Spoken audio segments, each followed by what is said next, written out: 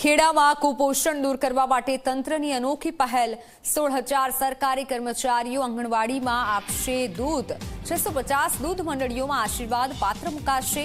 આશીર્વાદ પાત્રમાં દરેક લોકો સ્વેચ્છાએ દૂધ આપી શકશે। અત્યાર સુધીમાં 6 તાલુકામાં પાત્ર મૂકવાની કામગીરી કરવામાં આવી।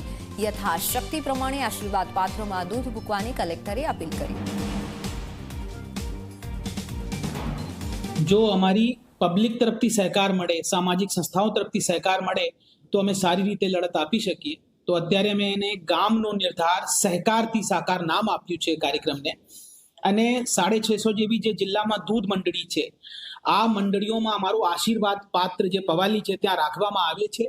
અને સ્વેચ્છા મુજબ પશુપાલકો ત્યાં 10 ml, 20 ml, 50 ml, કોઈને શ્રદ્ધા હોય તો 100 ml જેવું દૂધનો દાન કરે છે। અને નિયમસર આ દૂધ આંગણવાડીમાં જે કુપોષણથી પીડાતા છોકરાઓ છે એમને પ્રાયોરિટીના ધોરણે વિતરિત કરવામાં આવે છે।